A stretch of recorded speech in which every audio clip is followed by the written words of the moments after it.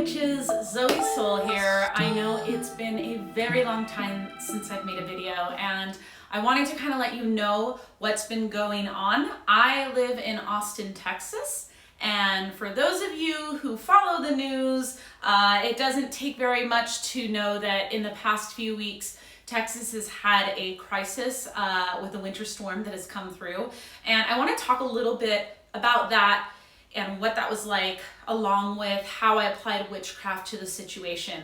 You know, I feel bad that I haven't had a chance to make a video in a while, but I've been in this place lately where I've been feeling very internal and very, to be perfectly honest, not very motivated. I know that I'm not the only one. Not being able to go out, not being able to perform, not being able to do the things that really give me joy and pleasure has been very difficult.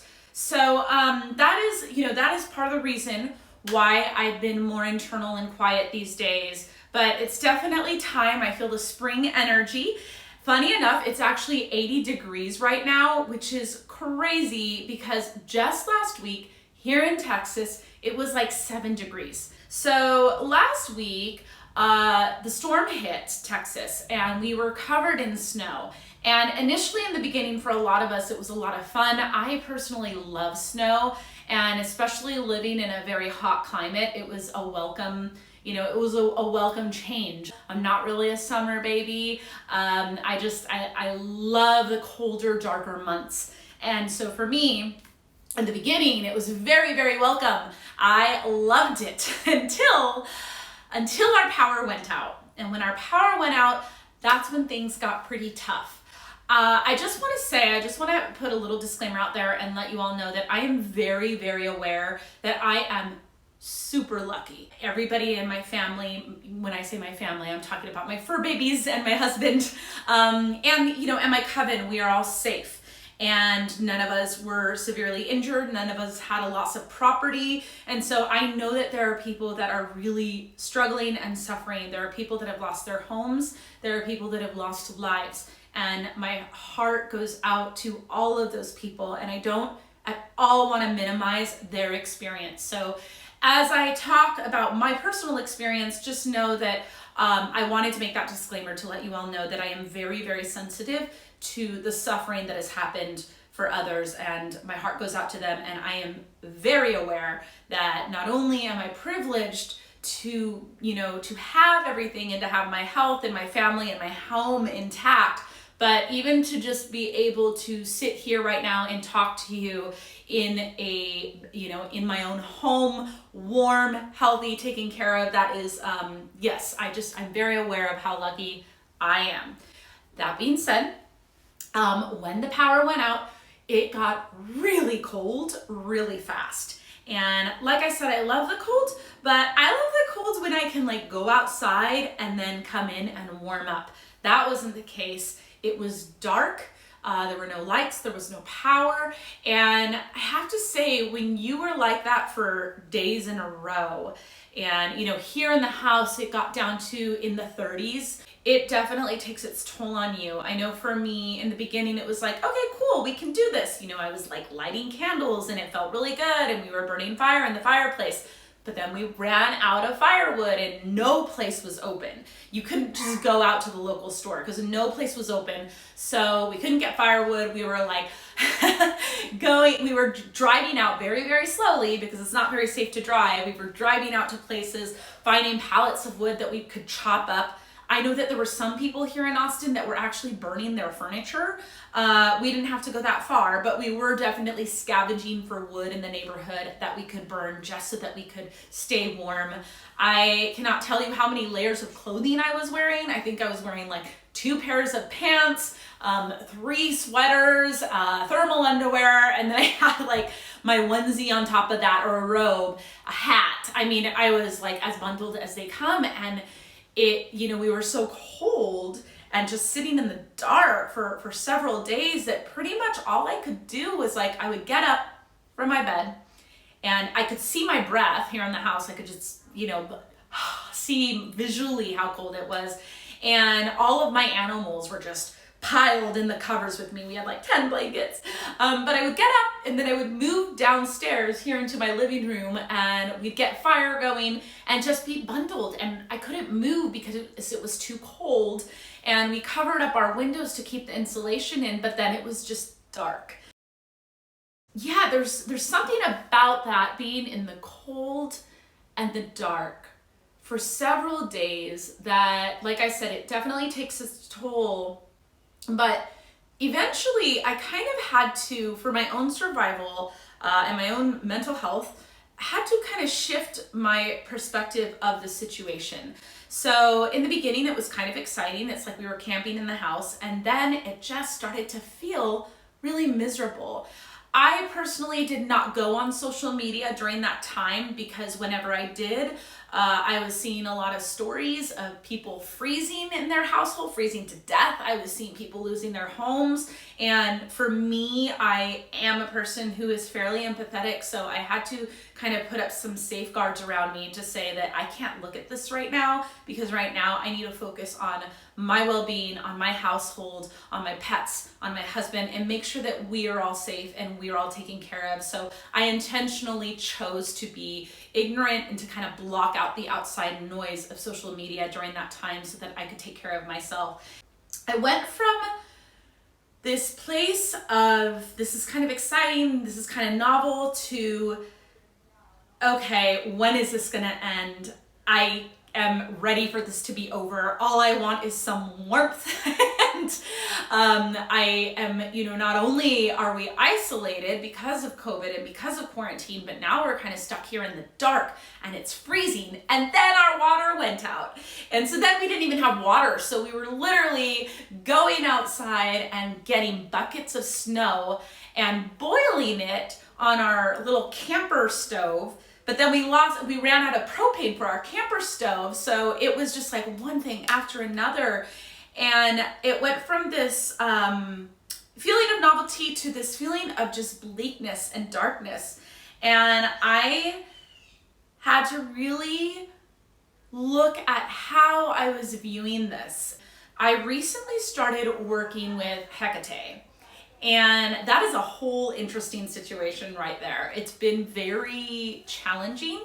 One thing I know about this goddess is that she has a tendency to give you a dose of tough love. It's not out of malevolence or like her being mean or anything like that. It's more of we're gonna look at the spaces within you that are weak, and we're gonna strengthen those spaces, and we're gonna toughen those spaces up, so that you are a more whole and embodied and strong person in the world.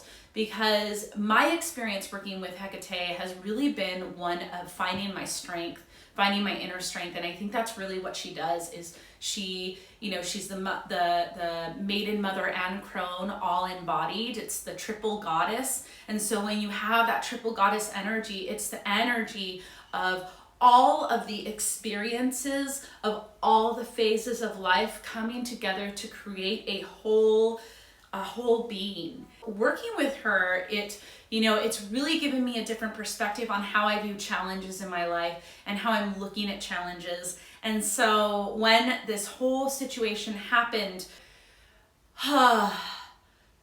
it almost felt like there was this black hole of despair that I could have just let myself fall into. I could go down that route, but instead what happened was, when I called upon her energy, I could feel the shift of feeling desperate and sad, and the energy of like, when is this gonna end? And the energy of victimhood to, okay, this is the reality, and how am I going to survive in this reality? And not only how am I going to survive, how am I going to thrive? So I think it was about the third day in where I was like, okay, this is it. I cannot sit here and be depressed all day. I have to like kick myself into gear and start to get active and start to do things.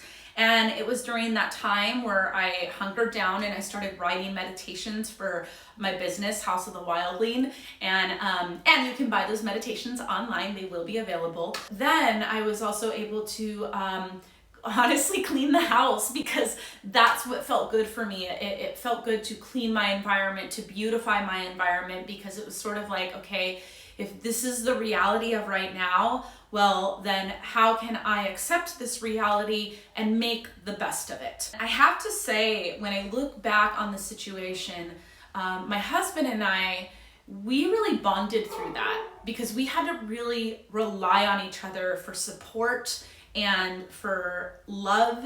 And I know at one point we had a fight and I snapped at him, and what I realized is I was picking on him for something that was really small. By the way, everybody, because it's so warm and beautiful today, I have all the windows open, and so you'll hear my dog is barking in the next room, birds, neighbors. I didn't want to close the windows because it feels so good in here, so if you're hearing ambient noise, that's what it is. But you know, I had this fight with my husband, and I realized that I was fixating on something that was not a big deal. It was a very small issue, and I just lost it. I broke down crying. I was like yelling at him. I mean, it was really bad. And I had to admit that what was happening was I was feeling a total lack of control of my situation. And, you know, it was hitting me really hard. And in that moment, my impulse, because my personal impulse is when I am scared or when I am upset, I go to anger and I go to frustration, and I kind of go into warrior mode, and I shell up and I get very kind of cold and aggressive. But what I've been learning to do is to recognize that and to go the other direction, which is to soften, to become vulnerable. And in that moment, you know, when we were having that fight and I broke down crying, I just had to be honest with him and let him know, like, I'm scared, I'm sad, I'm frustrated. And it might seem like it doesn't quite make sense when I was just saying, oh, I shifted perspective and I was looking at it this way. I'm saying this because I want you all to realize that the healing of this past week has been being able to embody both. Being vulnerable and acknowledging my feelings and acknowledging what was happening for me in my internal world and emotionally is just as strong and just as empowering as going, okay, I'm going to start to get stuff done now. I'm going to start to step into my power. I think that both are places of power. Emotions are just emotions, and they're valid, and they are important to acknowledge and to listen to. I actually think that being able to do that is strength. The weakness part is the place of victimhood, the place of getting stuck in the why me, why this, you know, and kind of falling into that despair and not giving yourself the opportunity to really be your own hero. What this experience did show me is it showed me our ability to survive, my ability to survive and overcome any situation. It showed me, you know, how much my husband and I really are a team and how much we really rely on each other and we can work together. He was out there chopping wood and I was like digging up snow and boiling water. We were taking care of each other, and it is times like this, times like these, where you really get to see your strength come to life. I know that I am a strong person and I know that I'm capable of a lot, but it's in these times of trouble or turmoil where I get to actually rise up and prove to myself that, oh yeah, like I am a freaking badass. Like I do know how to do this. And so that's what this last week was like for me. And I have to say that even though we are out of it, I am so grateful to be done. And it's having these lingering effects of, the lingering effects are good and bad. There's a part of me that's like got a little bit of a sadness for the people that are still struggling. And I am finding that getting back to work has been really hard. It's almost like I just kind of ran a marathon and I just need a minute to like catch my breath. So I'm finding that like, even though we're out of it, I'm having a really hard time being productive. I'm having to be really forgiving of myself for that. And that's hard for me because I like being productive. So to like just recognize that I am struggling with productivity, I am feeling stuck, and that's okay. Like maybe I really need this time to kind of lick my wounds and just be okay with not being super productive.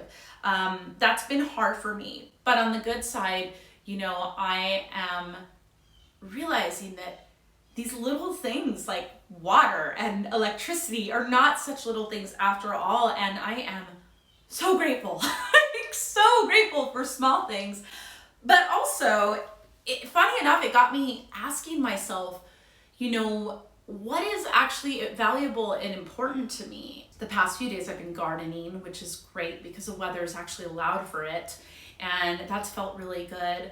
But also just recognizing that, like, you know, I really want to focus on nurturing my current relationships and fostering more connection there and fostering my connection with myself.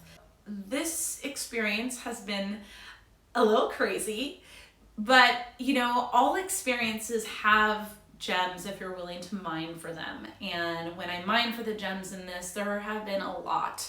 And so I am, you know, once again, super grateful to have a warm house and clean clothes and to be able to take a bath. And I don't want to do that again. That was not fun. But, you know, I also see that there was value there. And I can really look at my developing relationship with Hekate as a, you know, a catalyst for my growth, and really as something that was contributing to my ability to overcome these obstacles and to reframe how I was looking at these obstacles, and to see that really the goddess is showing me areas in my life that I am more capable than I initially think. I want to talk about Hekate more, and I will definitely talk about her more in future vlogs, but I just kind of wanted to give you all a heads up and let you know what was going on with me. I am definitely going to try to be more diligent with getting videos out. I just needed a little break, little mental health break, but I'm back, and I am super grateful to those of you that subscribe and watch. Please, please, please do me a favor, and if you know anybody that you think would appreciate my channel, let them know, because my goal is I would love to be able to double my subscriptions by summertime. This is a passion project of mine. It's really an outlet for me to provide my artwork, to provide my insights, to connect with all of you while we're in this crazy quarantine COVID situation. Thank you again to all of you who follow and support. I really super appreciate it. And definitely, if you haven't already, hit the subscribe button and hit the bell so you get notifications of when I post another video. All right, witches, thank you so much. And yeah, to water and to power. Blessed be. Mwah. So these are the pallets that we are burning. And I just want to show you outside because it's a freaking wonderland out here. It's so pretty. It's cold, but it's beautiful. Yeah. So yeah, this is my house right now.